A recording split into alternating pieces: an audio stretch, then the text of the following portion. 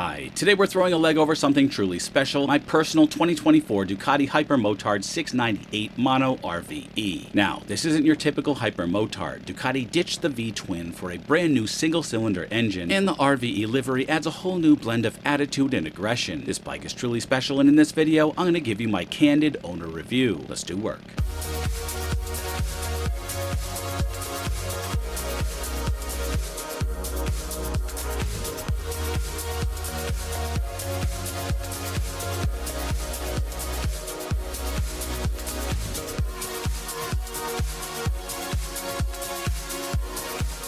Guys, if you're new here, we do motorcycles, Mustangs, and ManTech, so if you're into those things or just want to have a good time, hit the subscribe to be a part of the tribe. Before we jump into the ride, let's get technical. The heart of this beast is Ducati's brand new 659cc single-cylinder Super Quattro Mono engine. Why it's called the 698? I don't know, guess it just sounds cooler. This engine derives from the twin cylinder of the Panigale 1299. It inherits the 116mm bore piston, combustion chamber, titanium intake, and steel exhaust valves, as well as desmodromic distribution, the same that Ducati uses in MotoGP. Don't let this single cylinder fool you though, this thing packs a record-breaking punch. It cranks out 77.5 horsepower, which bumps to 85 with the optional race exhaust. That might not sound like a lot of earth-shattering power, but with a dry weight of just 330 pounds, this bike has a serious power-to-weight ratio. It's a whole lot of scoot, and unlike me, in a not-so-porky package. In the about 300 miles I've put in this bike so far, I've taken it up to spurts of 100 miles per hour in Mexico, and it pulled hard all the way. Ducati employs a desmodromic valve system in this engine, which is pretty darn cool, pardon my Fran case. It allows for higher revs and better performance at the top end, and speaking of revs by the way, this single does love to spin. The red line sits at a screaming 10,250 RPM, which is unheard of for a single cylinder motorcycle, and it definitely feels more like a high performance parallel twin than a traditional thumper. Electronics are a big focus on this bike. You get a full suite of rider aids including ABS cornering, traction control, wheelie control, and 4 riding modes including sport, road, urban, and wet. I have ridden this bike in all of those conditions, all in sport mode though, and the bike performed. These modes and more are adjustable on the fly with this minimalist but good-looking 3.8-inch LCD display, which is super clean, gives you just the right amount of information for a supermoto bike, and doesn't clutter your view. Although I have not tested these yet, you can also get software to help you learn how to drift on track as well as hold wheelies. In my opinion, this is cutting-edge fun motorcycle technology to give you the confidence to push this bike hard on the street, safely of course, or even have an absolute blast on track where you'd be comfortable getting your knee down or learning how to stunt. I think this software package should win awards. I mean seriously, it holds a wheelie for you and safely lets you drift. But I will say I am disappointed you have to spend $3,000 on an exhaust system to unlock the wheelie control as well as drifting software. In Ducati's defense, because the exhaust is track only, I'm sure they want to protect themselves by making sure these two options are also track only, and that's why they locked it behind the exhaust upgrade, as it may be a liability otherwise with random people just wheeling and drifting on the street. So I get it. Okay, enough with the specs. Let's talk about how this fun box on two wheels rides. First off, the riding position is fantastic. It's aggressive yet comfortable with wide handlebars that give you great leverage as you stand tall, almost sitting straight up. Now I've had every type of sport bike and ridden in every type of position, and you just can't beat upright for outright comfort. However, without a windscreen, highway rides may be fatiguing on this bike. I have a separate video where I rode 200 highway miles, and I'll link that at the end of this video if you want to check it out. Otherwise, in terms of comfort, the long travel suspension soaks up bumps beautifully, and the Brembo brakes haul you down to a stop with authority. And of course, the lightness of the bike produces flexibility like no other, so you won't have any problems with U-turns, weaving around traffic, or maneuvering in general. In fact, if a car cuts you off, you can easily brake or swerve as you pass the car, who is likely feeling guilty, and when you pass them, remember,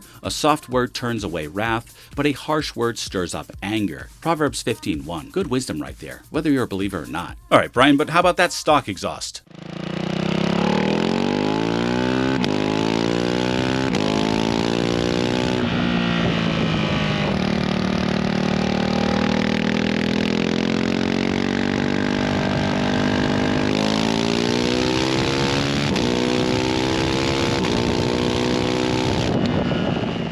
Nuff said. Ducati Diaries approved. Now, about that engine. It's a characterful little Wolverine. It delivers smooth power throughout the rev range with a surprising amount of grunt down low, but crank it past 6,000 RPM and hold on tight. This pocket rocket pulls just like a sport bike all the way to redline, even with my 210 pounds in the saddle. By comparison on my Diavo, which was terrifying to twist the throttle hard by the way, and compared to my 240 horsepower Street Fighter, which will give you a facelift all the way to 200 miles per hour, I was pleasantly surprised that twisting the throttle on the 698 pulls held hard all the way to 100 miles per hour in my Mexico test, and was even a bit frightening. Now I can't tell you if it was frightening because of the acceleration to high speed, or because the bike is so light I wasn't sure how it would handle that wind force. But the bike delivered the thrills to triple digits, albeit not as stable as my heavier Street Fighter, of course. It's undeniable, you will feel the wind on this bike at high speeds. There's another slight trade-off. You can detect some minor vibration at higher revs and more obviously see them in the rearview mirrors, but candidly, it just adds to the raw feel of this bike, and this isn't a long-range highway bike anyway. The handling of this bike is where Ducati truly shines. It's flickable, precise, and I've never felt more confident on a bike. Throw it into corners and it submits to your draconian authority. The supermoto influence here is undeniable. This bike begs to be hooliganed around town, for sure, so you just gotta be careful you're not stressing out the boys in blue or hitting grannies walking across the street. Ride responsibly, people. It's so lightweight you feel like you could just come to a stop, jump off the side, and lay it down like you would a BMX bike of yesteryear, and then pick it back up and hop back on with ease. In a testament to its lightness, in my dumbness, I accidentally put the bike on the kickstand without the kickstand being fully extended, and the bike almost fell over, but I was able to stop it and pull it back up with ease, no problem. When I did something similar on my Multistrada V4S one time, it took literally every fiber of strength in my entire body to keep the bike from falling. But the 698 is like an Italian origami, and I love that about it. In terms of power delivery, well, it's not balls to the walls like my Hyper 950, I mean that bike is insane. On the 698, you can just twist the throttle in power wheelie in first gear anywhere in the RPM, and the front wheel will come up. I did find that the Ducati wheelie control system seems more strict on the 698, even though I have set it to the lowest intervention level. It cuts that wheelie shorter earlier than on my 950. Given I'm a novice at wheelies, and I'm good for maybe 1 or 2 feet off the ground at the most, I'd hope the wheelie control would let the bike go higher, but I will say it just could be my imagination, and I plan on testing out this bike thoroughly when the weather and the tires get warmer, so stay tuned for that. Okay, I have the RVE livery, and it's a great design. The red, white, and black special graffiti paint scheme looks and feels premium, especially with those golden front forks, and it turns heads without a doubt. It's a limited edition too, and it's gonna make you feel special. So if you want to stand out from the crowd, this is the bike for you. And of course the RVE comes with a quick shifter instead of just buying that as an option, so I couldn't resist. And Ducati, you have spoiled me with your quick shifters. They have really refined their quick shifters, and the best I can say is they're very smooth with up and down shifting. However, it wouldn't be a fair review if I didn't call out some more downsides. This bike isn't for everyone. The upright riding position with no windscreen might not be ideal for long tours, so if you're just riding on the highway, you might want to just stick to cruisers. Or maybe someday there'll be an aftermarket windscreen that's big enough for this bike. Who knows? The bike is tall. Check out my review for that at the end of this video. And even at 6'1", I find it hard to swing a leg over, so I've actually started standing on a peg to do it. Yes, I'm lazy. Hey, don't judge me. Also, the price tag is definitely on the steeper side, but hey, you're paying for a premium Italian motorcycle with cutting-edge technology. And no one says Ferraris are too expensive, but still, it does allow you to affordably get a fine Italian mare without breaking your bank. Thanks, Ducati. My last gripe is there's no fuel gauge, of course, because why would knowing your fuel level be important? But then again, neither does my $40,000 Street Fighter. Go figure. Gotta remember to reset those trip meters after getting gas, people. But anyway, my gripes are minor gripes, and you should definitely test ride this bike to decide for yourself. Overall, the 2024 Ducati Hypermotard 698 Mono RVE is an absolute blast to ride, and quite a mouthful to say. It's a perfect blend of raw power, agile handling, and Italian flair. If you're looking for a unique, exciting street bike that can handle anything you throw at it, this Ducati is a serious contender. Ultimately, I would recommend this bike to anyone from beginners to advanced. I'd recommend it for commutes, especially if you can take some back roads, for city rides, for track, and even an occasional highway ride. But especially to people who want to safely learn how to wheelie and how to drift. Ducati really hit this one out of the park with its technology and performance. Thanks for joining me on this deep dive into the Ducati Hypermotard 698 Mono. Please leave a thumbs up and subscribe for more motorcycle content. Let me know in the comments what you think of the new Hypermotard and what else you'd like to learn about it from an owner's perspective. And always remember the motto, always be kinder than necessary, and I'll see you in the next one.